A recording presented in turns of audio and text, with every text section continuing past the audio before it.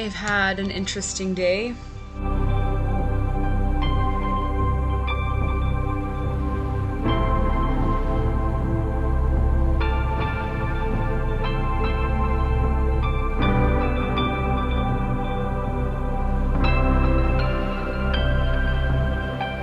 Campaign-wise, it was kind of a waste. It wasn't a waste otherwise. I got to hug my children, give my husband a kiss. I had to go see my grandmother because she's dying. She's on hospice. My mom's mom. She's old. She's like 80, I think she just turned 87. It's the time that people die. It's not unexpected. She's been ill for a while, quite a while. She had a stroke last year, kind of went downhill from there. And she's in kidney failure. And those are not unexpected things. I just finished 3 days of fasting and prayer because I've really been wrestling with some stuff. And there's this scripture in Psalm 73 when Asaph is talking about how it just sometimes it just seems like the unrighteous and the blasphemers and the wicked like endlessly prosper. Endlessly prosper. They always have enough. They're always in power. They always have all the money. They do terrible things. They lie horribly about what they're doing and people believe it. I see this all the time on the campaign trail, all the time. The level of lying. As a Christian, it's been hard because there are boundaries I'm not going to cross for the sake of Christ. I'm not going to. I'm not going to lie. I'm not going to cheat. I'm not going to steal. And if that's how you win, I don't believe God has called me to win that way. But there are days when I'm just pissed. Like, they get away with this stuff. And it feels like nobody's listening when I try to bring attention to it. People are asleep. They're exhausted from COVID, from life, from trying to survive and not get shot in the face in my city. And last weekend, Kathy Sheehan, the incumbent mayor, she stood on the steps of the New Jerusalem Church, home of the saved, and blasphemed God. And even though she's had my yard signs stolen and whatever else,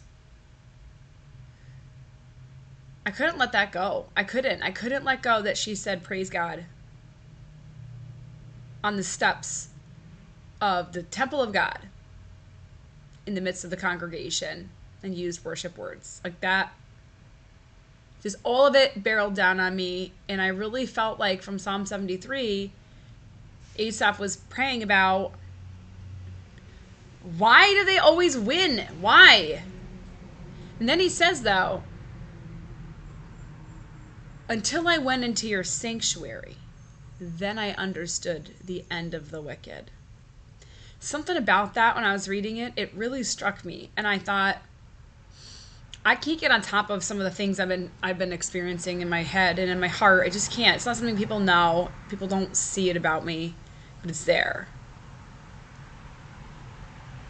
I've just struggled to get on top of it. And so I really felt compelled into this sanctuary, into that secret place. And so there's this point in time that comes in a person's life, every so often you just think, okay, I know myself, I've reached a limit here. I've got to do something. Whatever that is, maybe it's weight loss, whatever that is for somebody.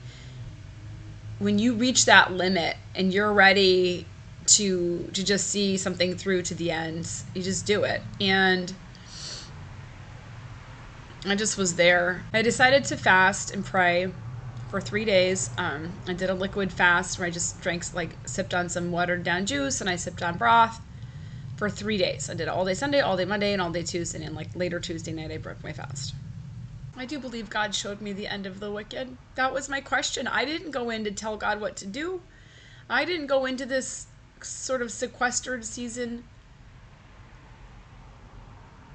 with any other intention than to close in and seek the Lord. During that time, or I was just sequestered the last couple days, I prayed for my grandmother. And actually, I prayed for the Lord to take her. My mother has been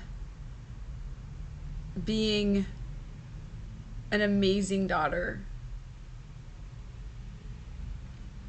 But my mom has a lot on her plate in her recovery. My mother just got through this horrible season of cancer that could have killed her, except God broke through. But God. And I've wrestled with watching my mother take care of her mother. I remember when my mom first got cancer. I remember how selfish I felt because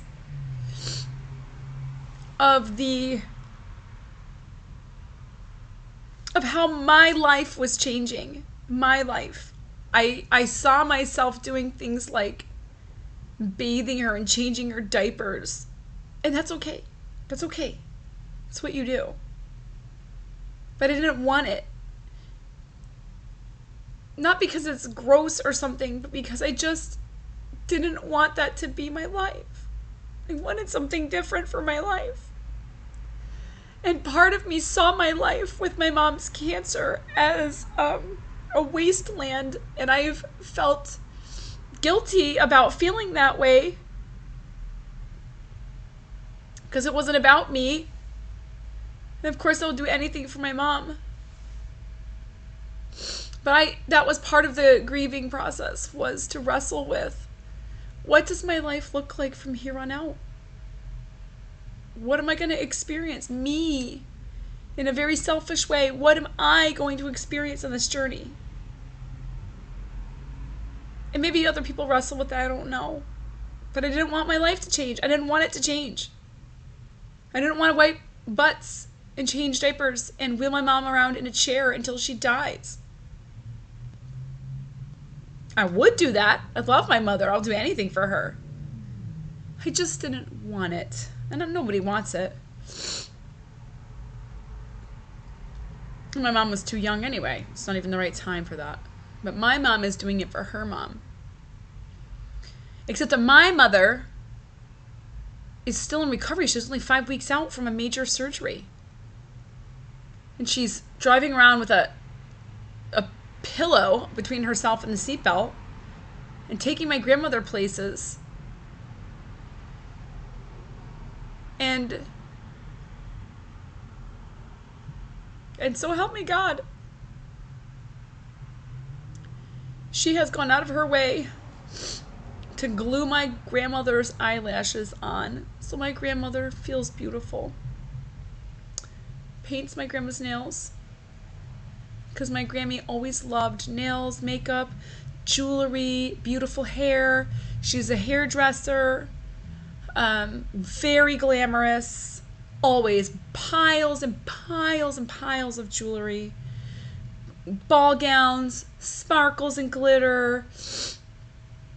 She was a model, just everything, just all of it. Everything you can picture about A really beautiful, glitzy, glammy type of woman. That's my grandmother. And so help me God, she always had those lashes and those nails. So my mother has taken great pains to make sure that my Grammy has her lashes on. I only until recently, with all of this stroke business, have I ever seen my grandmother without her lashes on. My whole life, I've never even seen it.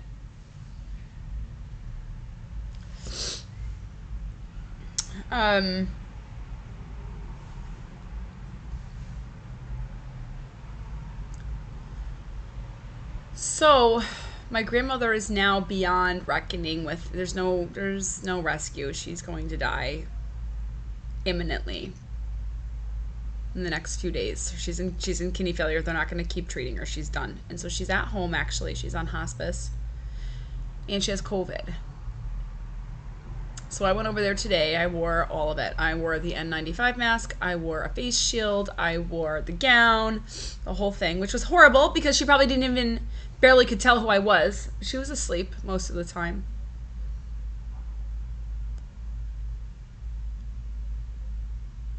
I just stared at her face, and I sat next to her hospital bed in the living room. Nobody else was really there. So I had some time alone with her.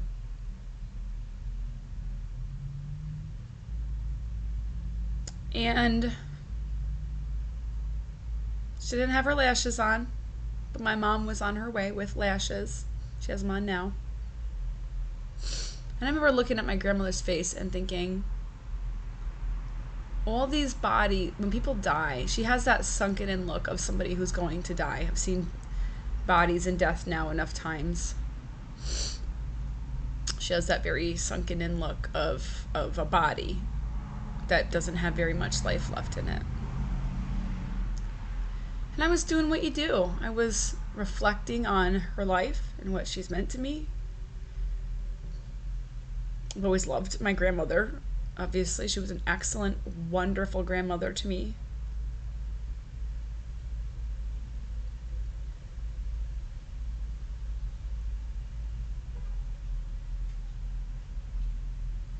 She had a hard life. She was born in the 1930s. She always lied about her age and her mother before her. But she's old, 87. We believe she's 87. But she had a bad life. She had a hard life. She had a bad early start. You know, she's one of those people. She was born, she lived on a dirt floor. She had 5 sisters and 2 brothers. Just a ton of kids. Poverty rampant. Her dad died when she was very young. Her mother married someone else who didn't really take care of them. My grandmother only had an 8th grade education. You know, not a lot of that's unusual for people of that generation, but she married my grandpa.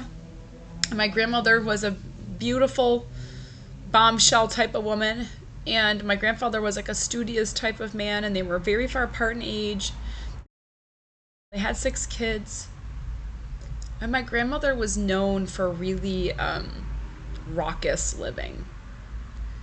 She was a party girl the whole time, all the way, like the whole time, till she had a stroke.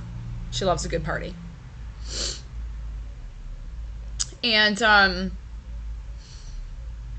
I was just looking at her face today, and I was remembering. I remember when I was 10, and that was a big birthday. My Grammy walked in my house, rolling a 10-speed. I really wanted a 10-speed bike. My Grammy bought it for me. And I remember my Grammy and Grandpa paid for my braces. Look at those beautiful teeth. All because of them. My parents couldn't afford it.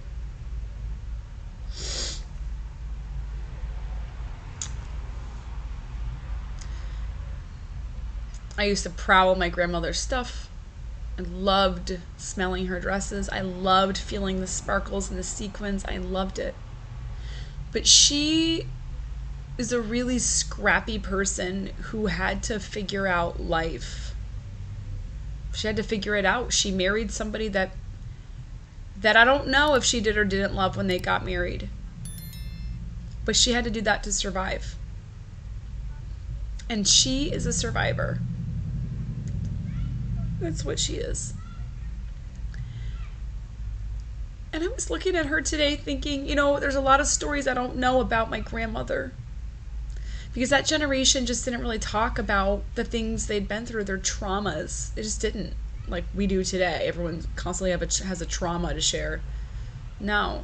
And I'll bet she has some pretty wild, amazing stories. We've definitely got some family secrets, I can tell you that. That we can't get answers to because she won't give them up.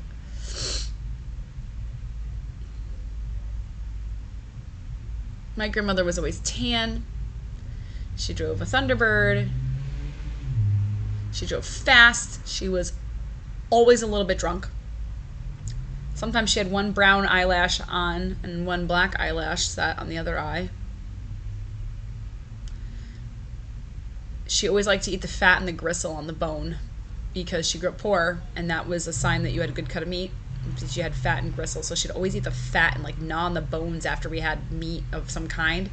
My grandmother would travel around with a ham in her purse. One time she wanted to bring a ham for a dinner. She had to get on a flight, so she put the ham in her purse and just traveled with the ham so she could cook it for people. But there's like a scrappy grit that I have in me. And I was looking at her face today, and I said these words to her. I said, "Thank you, Grammy, for my 10-speed. Thank you for my braces.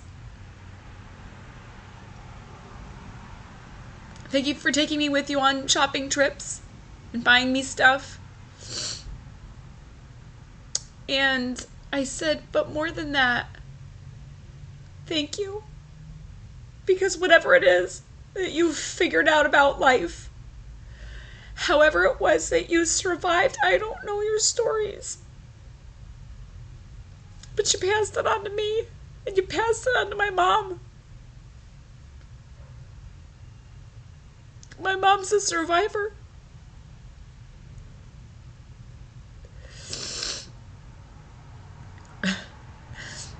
My mom is just a survivor. She's a gritty person. She's a true fighter in every sense of the word.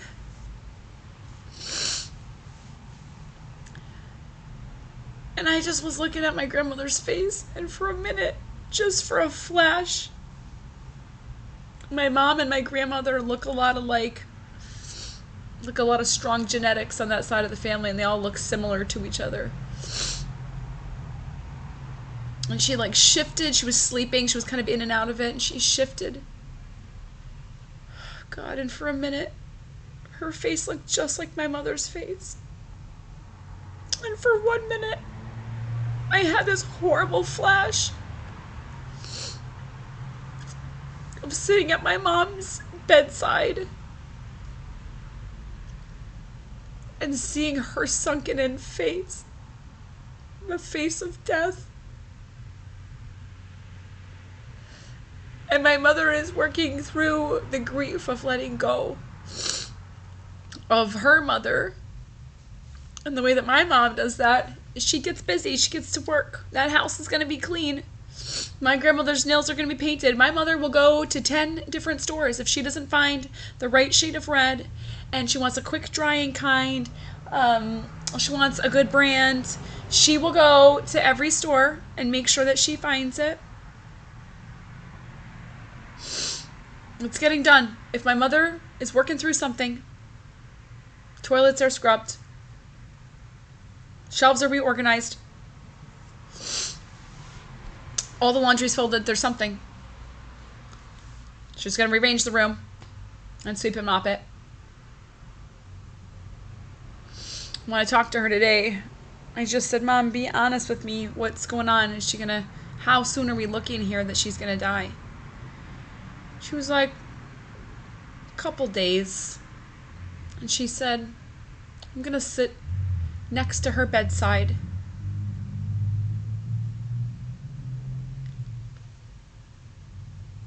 for those days so I can be there when she passes on.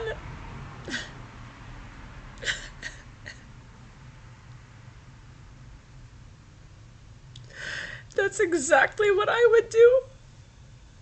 Nobody would tear me away from my mother.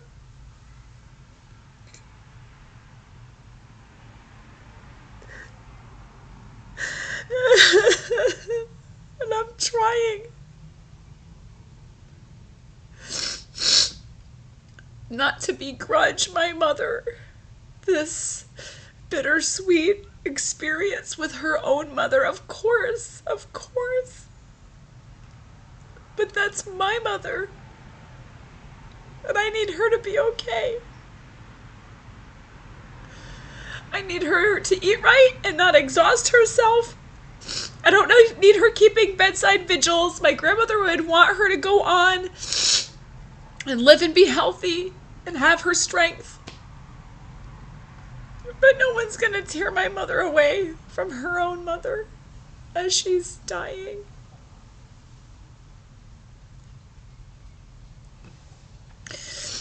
And no one would tear me either. I would sit there for a week. I would sit up day and night. I wouldn't want to miss anything. And it just really hits home. Because a year ago, I thought I would be there. A year ago, it feels so real. A year ago, I thought I would be at the bedside of my mother as her face was sunken in and she was dying.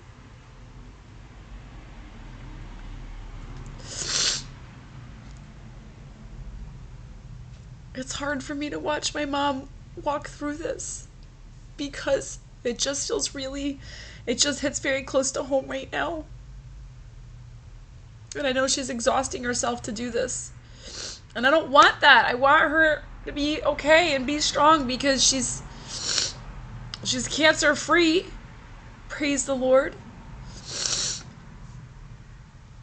But she's still recovering. It's just this horrible mixed bag of emotions. I kissed my grandmother and my mom was called later and she's like, oh, I'm so happy you stopped by.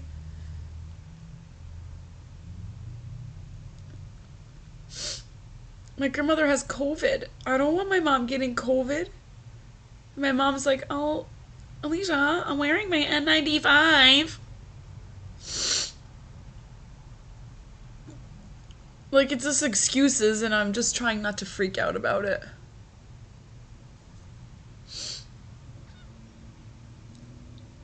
I'm trying to learn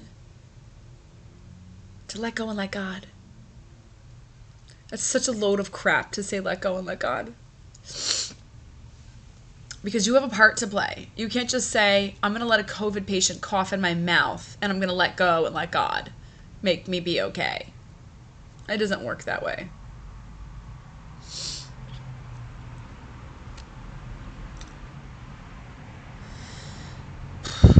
And now I have my own daughters. And I was around my grandmother today, and she has COVID, active COVID. She was coughing. She's in pain. She's tired. She's dying. But she's going to die an old lady, warm in her bed, surrounded by people who love her. And we all took pictures. I took pictures. The aide that was there today took a picture of me and my Grammy, and I'm in my PPE gear, which sucks. It freaking sucks. What a suck time of the world right now. That old people are dying like this. They're too confused to even know. They probably think they're being taken by space aliens and astronauts.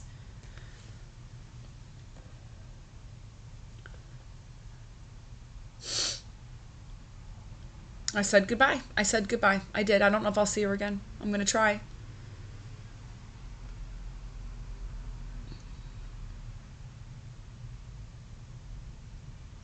So I said my goodbyes to my grandmother.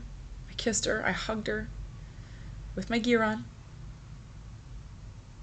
But my mother's going to be sitting there for days with essentially a COVID patient, which is extremely concerning to me. Now my mother has comorbidities. People with cancer actually die at higher rates from COVID.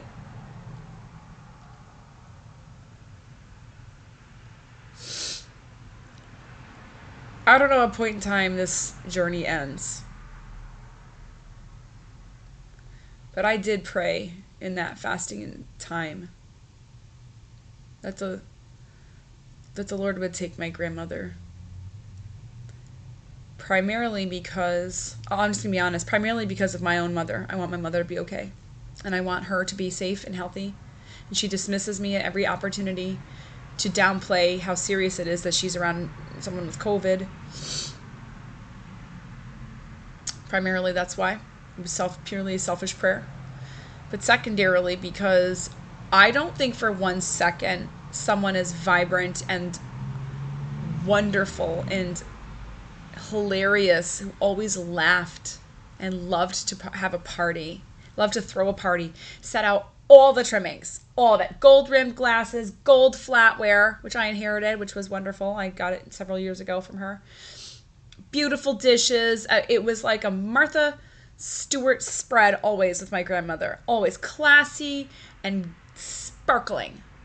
I don't think for 1 second she would want this for herself. That I don't. I think it would be an act of mercy for the Lord to beckon her home. But my mom is struggling with that. And she has 5 brothers and sisters who are struggling with that. And I don't begrudge that. Should the day ever come, I know the day will come, should the Lord tarry, that I will be sitting next to my mother's bedside, seeing her sunken in face, and she'll be an old lady warm in her bed.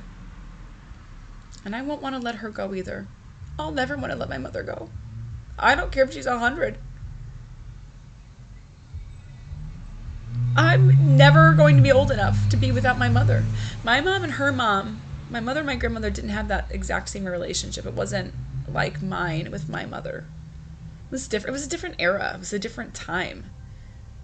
My mother had a terrible upbringing because my grandmother was a very severe alcoholic. And my grandfather was never home. And my mother, the brunt of life fell upon my mother at 10 years old, the age of my daughter. Anyway.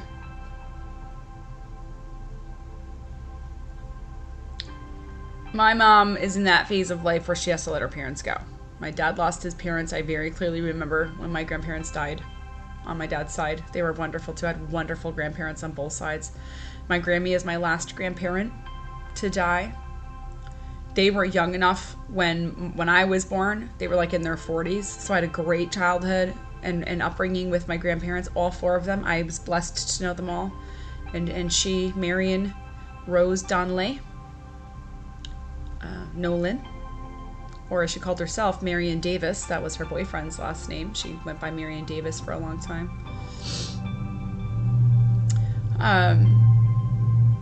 Just a different life. My mom had a different life than I did with her mother and my mother. And I hope I have a different life with my own daughters. I hope that I always wished my mom was closer to me. I consider us to be close. But my mom still has her walls. And they're not mom walls. They're not like the distance of like would be appropriate for a mother and a daughter. She got walls. And one of the challenges I have faced as a mother with my 2 youngest daughters especially is to let them in. I always wanted my mom to let me in. I always felt left out of bits of her. I always had questions just about her. There were just parts of herself she never shared with me. And I'll always keep digging, that's how I am. But I don't know if I'll ever see them. And I've challenged myself to be more vulnerable, to be more open with my daughters, especially as they get older, to not keep them locked out. Because a daughter who has a good mother, I think, can only benefit from seeing all parts of their mother.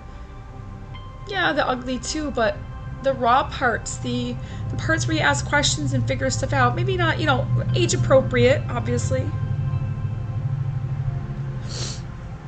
I just always felt left out of a part of my mom. I always thought she was withholding something that I just really wanted to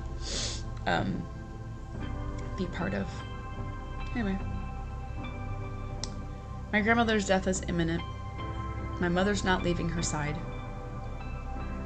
COVID, whatever. I can't say I would make a different choice, even though I see it from a different perspective. I wouldn't leave my mother's bedside either. Nothing could make me.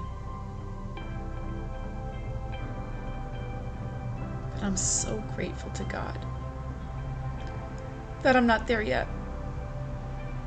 I'm so grateful to God.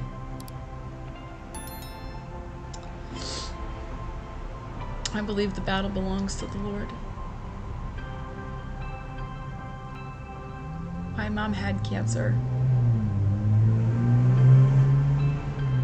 Jesus has the answer.